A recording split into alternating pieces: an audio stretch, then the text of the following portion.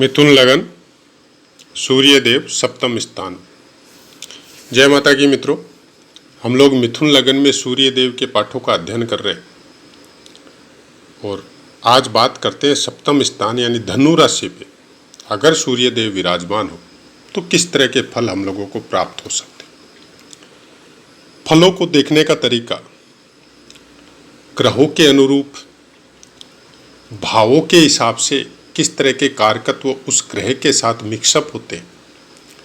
क्या क्रूर ग्रह एक शांतिप्रिय घर में हम लोग जैसे इंसानों को देखते हैं कि आपके घर में सब शांतिप्रिय जीव है, शांति से अपना जीवन यापन कर रहे हैं, भगवान की भक्ति कर रहे हैं, और वहाँ पे एक बहुत ही ऊर्जावान आदमी जो राजा के समकक्ष है लेकिन दबंग है, अभिमानी है, दृष्टि में तेज है, किसी की सुनता नहीं है, तो वो अगर आके आपके घर में विराजमान होता है तो हम लोग जब नॉर्मल में समझते हैं कि पूरे घर को अस्त व्यस्त कर देगा।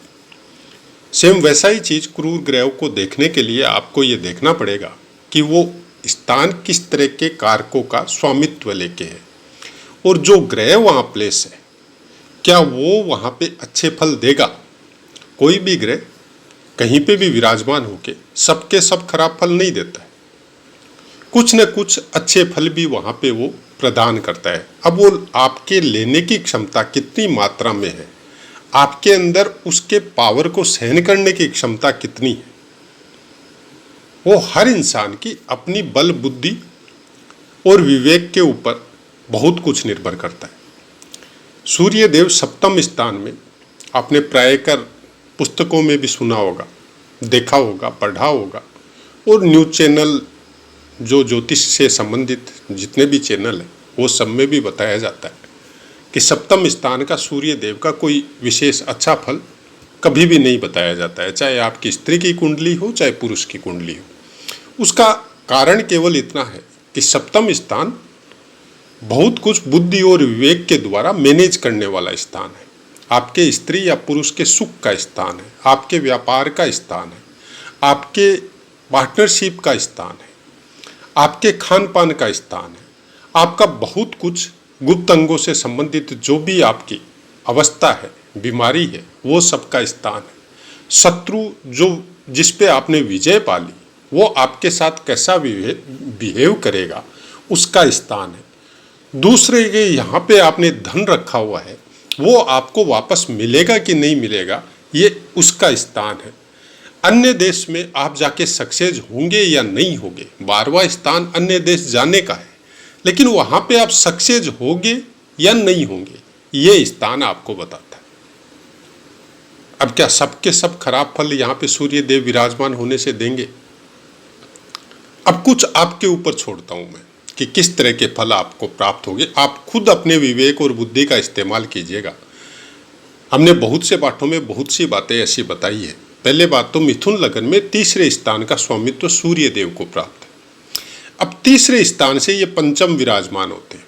आप देख लीजिए तीसरे स्थान में हमने बहुत से पाठों में ये चीज़ बताई है कि जब भी आप हमारे पाठों का अध्ययन करो तो कम से कम एक ब्लैंक कागज़ पे एक कुंडली बनाइए, जिस भी लगन की चर्चा हो रही है उस लगन को वहाँ पे प्लेस कीजिए और उसी के अनुसार अंक बैठाइए। सूर्य जैसे इसमें हमने बैठा रखा है सप्तम स्थान में धनु राशि पे, आप उसको विराजमान कीजिए और उसके बाद में सुनने का कोशिश कीजिए, तब आपको बहुत अच्छे से समझ में आएगा। अपने स्थान से पंचम है, मतलब तीसरे स्थान से आप गिनती करेंगे तो सप्तम स्थान पंचम स्थान होता है। कोई भी ग्रह अपने स्थान से पंचम होता है तो वो खराब फल देने में बहुत कुछ संकोच करता है। कुछ स्थान की अपनी एक बाउंडेशन है, कुछ ऊर्जा का अपना एक तरीका है, वो ऊर्जा तो उसके अंदर रहेगी, उसको आप कम बेसी नहीं कर सकते क्योंकि ग्रहों का राजा है। लेकिन बुद्धि और विवेक, ज्ञान का सम्मिश्रण यहाँ पे सूर्यदेव के साथ हो जाता है। बहुत कुछ मैनेज करता है, अपने रिश्तों को भी करता है, अपने व्यापार को भी करता है और बहुत सी चीज़ों को मैनेज करता है। हाँ, ऊर्जा की कमी नहीं होगी, कुछ न कुछ ये प्रॉब्लम आपके लगन स्थान को भी कर सकता है, कुछ शारीरिक पीड़ा या कुछ दिमाग में कुछ अननेसेसरी ऊर्जा वो सब का वातावरण आपके दिमाग में रह सकता है, लेकिन उसके लिए आपको सबसे पहले देखना पड़ेगा कि आपकी कुंडली में लग्नेश यानी बुध देव की पोजीशन कैसी है और सप्तमेश यानी गुरुदेव की पोजीशन कैसी है। और सबसे बड़ी खास बात है कि आपके सप्तम स्थान में चाहे स्त्री या पुरुष कोई भी ग्रह बैठा हो, किसी भी राशि पे बैठा हो, आप बिना कोई संकोच किए, बिना कुछ भी समझे, आप शुक्रदेव की पोजीशन आपको हमेशा ध्यान में रखनी है। क्योंकि शुक्रदेव और भगवान परशुराम बोल के एक अलग से पाठ हमारा दिया हुआ है, क्यों रखनी है उस पाठ का श्रवण कर लीजिए आपको अच्छी तरह से पता चल जाएगा कि शुक्रदेव है क्या। आज हम लोग जितने भी सोशल मीडिया में सुनते हैं, शुक्रदेव को डायरेक्टली भोगों का कारक बता दिया जाता है, जबकि शुक्रदेव कोई भोगों के कारक नहीं है। भोगने का जो भी मन में जो भी भोगों को भोगने की जो इच्छा होती है, वो सब का कारक चंद्रदेव है। और जितने भी फल आपको प्राप्त होते हैं, जितने भी प्रारब्ध के द्वारा, कर्मों के द्वारा जो भी दुख और सुख का वातावरण आपके अंदर निर्मित होता है, वो सब चंद्रदेव का काम है, बाकी किसी ग्रह का नहीं है। बाकी किसी ग्रह के ऐसे कारकत्व नहीं है जो आपके मन को विचलित करे। मन को विचलित या मन को बहुत ज़्यादा स्ट्रोंग या मन के अनुसार सब कुछ करना, ये काम चंद्रदेव का है। चंद्रदेव दूषित हो, चंद्रदेव योग कारक हो, चंद्रदेव मैनेजेबल हो शनि या गुरु की वजह से, हर अवस्था में उनका अलग अलग फल होता है। जिस भी कुंडली का आप अध्ययन करो, किसी भी ग्रह का आप अध्ययन करो, तो आपको चंद्र कुंडली अनुसार और लग्न कुंडली अनुसार, दोनों के अनुसार फलों का अध्ययन करना बहुत जरूरी है। और जहाँ तक हम मानते हैं, जो आपका प्रारब्ध आपको लग्न कुंडली के अनुसार मिल गया, वो प्रारब्ध आपको किस तरह से मिलेगा ये आपकी चंद्र कुंडली बताएगी, आपकी दशा महादशा बताएगी। सूर्य देव सप्तम स्थान पे यहाँ पे विराजमान होने से कुछ न कुछ ट्यूनिंग में प्रॉब्लम हस्बैंड वाइफ के बीच में आ सकती है, लेकिन मैनेजेबल है।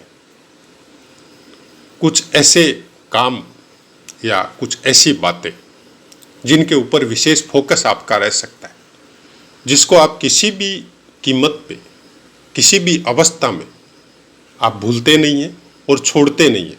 किसी काम के पीछे अगर आप लग गए कि इसको मेरे को प्राप्त करना है या इस स्टेज पे मेरे को जाना है, और रात दिन उसी के चिंतन में लगे रहेंगे। क्योंकि धनु राशि अपना एक अलग महत्व रखता है और इसके अंदर जो नक्षत्र आते हैं उनका भी अपना एक योग है। यहाँ पे बैठ के सूर्य देव आपको पराक्रमी बनाते हैं, पहली बात, क्योंकि कालपुरुष की कुंडली अनुसार पंचम स्थान का स्वामित्व रहता है सूर्य देव को, और वहां से ये तीसरे बैठे हुए।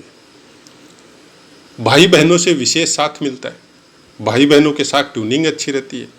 पराक्रम के विषय में बहुत अच्छा और योग कारक ग्रह होता है। अब रही बात सप्तम स्थान के, मतलब स्त्री सुख या पुरुष सुख के विषय में जब बात करें, तो सूर्य देव इसके अंदर कोई विशेष आपको फल नहीं देते, लेकिन शुक्र है, गुरु है, चंद्रदेव की पोजीशन है, ये सब चीजों को आपको देखना पड़ेगा। लेकिन यहाँ पे आदमी चरित्रवान होता है, गलत चरित्र का इंसान नहीं होता है। जिसका भी सूर्य देव सप्तम स्थान में होता है, थोड़ा गुस्सा हो सकता है, थोड़ा अभिमानी हो सकता है, घमंडी हो सकता है, जिसको हम लोग आज के समय में ये बोल सकते हैं कि स्वाभिमान है आदमी का। किसी के सामने जल्दी से हार नहीं मानता है, हाथ नहीं फैलाता है, अपने परिश्रम से, अपने पराक्रम से हर चीज को प्राप्त करने की कोशिश करता है, गलत बातों का सपोर्ट नहीं करता है। तो उसकी वजह से आप ये मान सकते हैं कि यह आदमी, मतलब इससे बात करना थोड़ा मुश्किल है। उसका एक कारण यही है कि ऐसे इंसान बहुत ज़्यादा संघर्ष के बाद में सफलता प्राप्त करते हैं और इनको किसी का साथ मिलता नहीं है सूर्य देव की वजह से। और बहुत समय बाद में जाके जब लोगों को समझ में आता है तो धीरे धीरे इनकी बातें भी मानते हैं और इनको समझना भी शुरू करते हैं।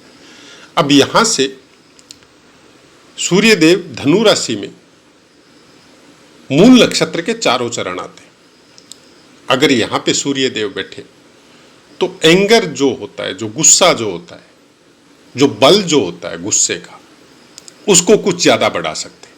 केतु देव की पोजीशन देखनी कहाँ पे विराजमान है, और कहीं से अगर गुरुदेव की दृष्टि इन पे आ रही है तो मैनेजेबल है। फिर वो आदमी कूल रहता है और बुद्धि और विवेक के अनुसार बल तब भी रहेगा, दुश्मन को भूलेगा नहीं, तब भी अपने पराक्रम को अच्छे कामों में लगाएगा, किसी से दुश्मनी निकालने में नहीं लगाएगा। उसके बाद में पूर्वाषाढ़ा नक्षत्र के चारों चरण आते हैं, जिसका स्वामित्व शुक्रदेव को प्राप्त है। अब शुक्रदेव आपकी कुंडली में कहाँ विराजमान है, किस तरह से विराजमान है, किसके साथ विराजमान है, यहाँ पे आपको भोगी बना सकते हैं सूर्यदेव, क्योंकि सप्तम स्थान निर्माण का स्थान है। सप्तम स्थान जिसके सुख के द्वारा आपको संतान की प्राप्ति होती है, और उसी से कनेक्टेड वो नक्षत्र पूर्वाषाढ़ा, जिसका स्वामित्व शुक्रदेव को प्राप्त है। तो अगर बाकी ग्रहों का साथ मिले तो संतान के विषय में हो, वाइफ के विषय में हो, बहुत अच्छा यहाँ पे फल आपको सूर्यदेव का प्राप्त होता है।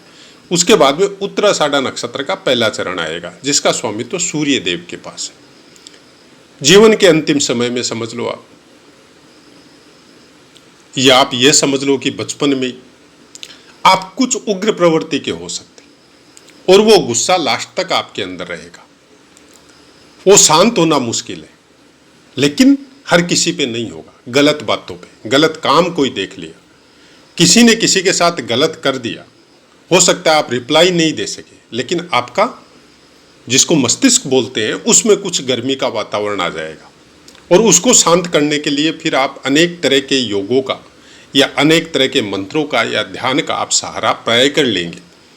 क्योंकि हर जगह रिप्लाई देने का काम सूर्यदेव नहीं करते, लेकिन वो तंत्रिका तंत्र जो हम लोगों का मस्तिष्क का जो नसें हैं उसमें कुछ अलग से वाइब्रेशन आ जाता है। आपको किसी के ऊपर बिना मतलब का तकलीफ आपको यहाँ पे बर्दाश्त नहीं होगा, चाहे अपने ऊपर हो चाहे किसी दूसरे के ऊपर हो। धनु राशि में कोई भी ग्रह 3.20 डिग्री तक होने से मेष के नवमांश में रहेगा, 6.40 डिग्री तक वृष के नवमांश में, 10 डिग्री तक मिथुन के नवमांश में, 13.20 डिग्री तक कर्क के नवमांश में, 16.40 डिग्री तक सिंह के नवमांश में, 20 डिग्री तक कन्या के नवमांश में, 23.20 डिग्री तक तुला के नवमांश में, 26.40 डिग्री तक वृश्चिक के नवमांश में, और 30 डिग्री तक धनु के ही नवमांश में रहेगा। यहाँ पे ग्रह वर्गोत्तमी हो जाता है और उत्तराषाढ़ा नक्षत्र में आता है। अब यहाँ पे अगर सूर्यदेव विराजमान है तो हम इसके विषय में ज़्यादा तो आपको नहीं बोलते, लेकिन ऐसा इंसान अगर बाकी ग्रहों का साथ मिले तो बहुत नाम करता है, बहुत फेमस होता है। अपने ज्ञान के द्वारा, अपने कामों के द्वारा, खेल कूद के द्वारा, या डिफेंस लाइन में, या सरकारी नौकरी में, या जन नेता वगैरह भी बन सकता है, लेकिन बहुत फेमस होता है ऐसा इंसान। जैसा ग्रह जिन ग्रहों का साथ इनके साथ मिलेगा, इनकी ऊर्जा उसी रास्ते में रूपांतरित हो जाएगी और उस जगह में ये अपना नाम करेंगे। उसके बाद में अंश बल की बात करें तो विषम राशि है। प्रथम 6 अंश तक बाल्यावस्था में रहते हैं, 12 अंश तक कुमारावस्था में, 18 अंश तक युवावस्था में, 24 अंश तक वृद्धावस्था में, और 30 अंश तक मृतावस्था। सप्तम स्थान का सूर्यदेव, जिसके फलों की हम लोगों ने आज चर्चा की। अब कुछ बातें आपसे, थोड़ी सी रिक्वेस्ट इतनी है कि हम कोई लिखे हुए पाठ आपको प्रदान नहीं करते। आज इतने सालों में जो पढ़ा है, जो अभ्यास के द्वारा हमको प्राप्त हुआ है, सब कुछ सम्मिलित करके आपको बताने की कोशिश कर रहे हैं। कहाँ तक सफल हो रहे या आप हमें कमेंट करके बताएंगे तब होगा। लेकिन आप सबसे रिक्वेस्ट इतनी है कि हमारा कोई प्रोफेशनल चैनल नहीं है ये, न कोई ज्योतिष में कोई कुंडली देख के आपको फीस हम प्राप्त करें उसके लिए खोला गया है। क्यों खोला गया, क्या कारण था? शुरू में पाठ हमारे दिए हुए हैं, बीच बीच में भी दिए हुए। तो आपसे अनुरोध केवल इतना है कि सीखने के पर्पज से इस चैनल को आप सुनिए, लेकिन किसी एक वीडियो को सुन के डायरेक्ट आप अपनी डेट ऑफ बर्थ, प्लेस या आपकी प्रॉब्लम शेयर करके आप पूछ रहे हैं कि ये इस चीज़ का बताइए, या ठीक है आपकी प्रॉब्लम है, सही बात है, लेकिन इस चीज़ को देखने के लिए और इस चीज़ को बताने के लिए बहुत समय जाता है, और हमारा कुछ देखने का तरीका भी अलग है, बात करने का भी तरीका अलग है, जो आप अगर बराबर चैनल में सुन रहे हैं तो आप जानते भी हैं। अचानक से देख के एक दो ग्रह को और आपके प्रश्नों का उत्तर देके आपको शांत करने की कोशिश करें, वैसा हमारा कोई दिमाग में वैसी कोई चीज़ें नहीं है। क्योंकि जब आदमी प्रोफेशनल नहीं होता है तब सामने वाले की तकलीफ देख के वो कुछ करने की कोशिश करता है। जहाँ तक हमको उचित लगता है हम बात भी करते, उनसे नंबर लेके जिनका भी हमको लगा कि भाई इनको करना है, या आप ये समझ लो कि माता ने आदेश दिया कि इनके साथ आपको बात करनी है तो बात भी करते। लेकिन सबके लिए ये पॉसिबल नहीं है, क्योंकि इंसान हम एक ही है और हमारा अपना समय हमारी सर्विस में जाता है। जितना समय मिलता है उसके लिए हम पाठ बनाने की कोशिश करते हैं, आपके लिए कुछ पुस्तकों का अध्ययन करते हैं या अभ्यास करते हैं, और फिर कुछ समझ में आता है तो आपको पाठ भी बना के प्रेषित करते हैं आगे। तो उसके लिए आप हमें माफ़ करेंगे। हाँ, जिस दिन हम अपने कर्तव्य का निर्वहन कंप्लीट हो जाएगा और सर्विस वगैरह नहीं रहेगी, डायरेक्ट पूरी तरह सब चीज़ सब समय चैनल के द्वारा ही आपके साथ जुड़े रहेंगे, तब आपके सब प्रश्नों का भी उत्तर देंगे, आपकी कुंडलियाँ भी देखेंगे।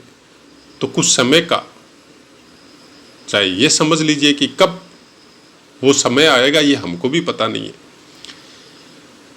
कोशिश कीजिए, और हमारी कोशिश यही है कि आपको कुंडली कहीं दिखानी नहीं पड़े। अगर आप शुरू से पाठों का श्रवण करते हुए आ रहे हैं और सीखने की कोशिश कर रहे हैं तो हमारे हिसाब से आप खुद ही देखने लग जाएंगे। और सोशल मीडिया में हम लोग बहुत समय गुजारते हैं। अगर हम लोग आधा घंटा 1 घंटा ये सब चैनल को सुन के और उसको समझने की कोशिश करें तो शायद बहुत कुछ अर्जित कर सकते हैं। इसी आशा के साथ